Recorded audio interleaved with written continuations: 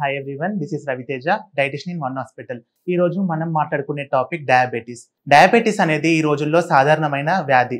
Diabetes ని మనం తెలుగులో ఏమంటామంటే షుగర్ వ్యాధి. రక్తంలో చక్కెర శాతం అధికంగా ఉన్నప్పుడు డయాబెటీస్ ఏర్పడుతుంది. ఇది మెయిన్ గా తీసుకునే ఆహారం సరిగా లేకపోయినా అలాంటి సింపుల్ కార్బోహైడ్రేట్స్ తీసుకోవడం వల్ల కూడా మన రక్తంలో చక్కెర శాతం పెరుగుతుంది. సింపుల్ కార్బోహైడ్రేట్స్ అంటే ఏముంటదంటే పిండి పదార్థాలు. పిండి పదార్థాలలో ముఖ్యంగా మనం తెలుసుకోవాల్సిన ఆహారాలు ఏంటంటే వైట్ రైస్ గానీ, ఆలుగడ్డలు గానీ, మన చక్కెర గానీ, కూల్ డ్రింక్స్ గానీ, ఇతర పండ్ల రసాలు గానీ ఇలాంటి వాటికి తీసుకున్నప్పుడు మనకేమవుతుందంటే ఈ తీసుకున్న ఆహారాలు రక్తంలో తొందరగా కలిసిపోవడం ద్వారా మన గ్లూకోజ్ లెవెల్స్ అనేవి స్పైక్ అవుతాయి. అప్పుడు మనం ఈ డయాబెటీస్ వచ్చే ఛాన్సెస్ తొందరగా ఉంటాయి.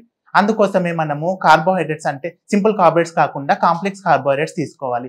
అలాంటివి తీసుకున్నప్పుడు మనం తీసుకున్న ఆహారం రక్తంలో కలవడానికి చాలా టైం పడుతుంది.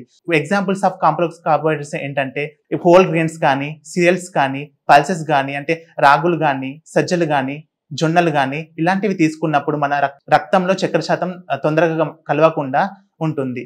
మెయిన్ గా డయాబెటీస్ వ్యాధిగ్రస్తులకి కనిపించే సిమ్టమ్స్ ఏంటి అంటే ఎక్కువగా చెమట రావడం కానీ, మతిమరుపు ఎక్కువగా ఉండడం కానీ ఇలా జరుగుతూ ఉంటాయి.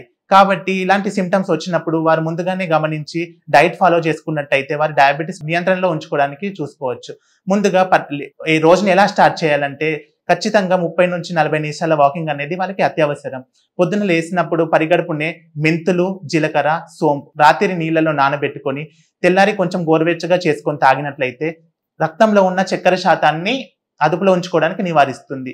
ఈ మెంతులు అనేటివి యాంటీ ఆక్సిడెంట్స్ మరియు యాంటీ ఇన్ఫ్లమేటరీ గుణాలు కలిగి ఉంటాయి కాబట్టి రక్తంలో చక్కెర శాతాన్ని అదుపులో ఉంచుతాయి. ఖచ్చితంగా ఇది పరిగడుపున మాత్రమే తీసుకోవాలి. అది కూడా 250 ml ఆఫ్ వాటర్ లో 1 టేబుల్ స్పూన్ ఆఫ్ సీడ్స్ తీసుకోవాలి. మిడ్ మార్నింగ్ అంటే 10 నుంచి 11 గంటలకు ఏదైనా ఒక ఫ్రూట్ తీసుకోవాలి. ఫ్రూట్ అంటే అది ఓన్లీ సిట్రస్ ఫ్రూట్ అయి ఉండాలి. అంటే నిమ్మ జాతికి చెందిన పదార్థాలు, అది నిమ్మకాయ కానీ, దానిమ్మకాయ కానీ, సంత్రా కానీ, లేకుంటే మన జామకాయ కానీ ఇలాంటి పళ్ళు తీసుకున్నప్పుడు రక్తంలో చక్కెర శాతం నార్మల్ గా కంట్రోల్లో ఉంటుంది.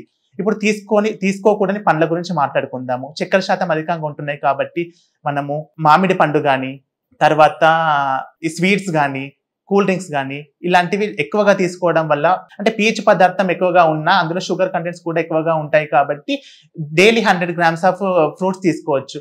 మెయిన్ గా మనకు చక్కెర శాతం అధికంగా ఉండే పండ్లు సపోటాలో కానీ, మామిడికాయలో కానీ, సీతాఫలాల్లో కానీ ఇలాంటి పండ్లలో ఏమవుతుందంటే చక్కెర శాతం ఎక్కువగా ఉంటుంది. దాంతో మనం మామిడికాయ తీసుకున్న డైలీ 100 grams అంటే ఒక కప్ తీసుకున్నట్లయితే పర్లేదు, కానీ అంతకు మించి మోతాదులో మాత్రం తీసుకోకూడదు. డయాబెటీస్ వ్యాధిగ్రస్తులు ఎప్పటికైనా కూడా పండ్ల రసాలు తీసుకోకూడదు.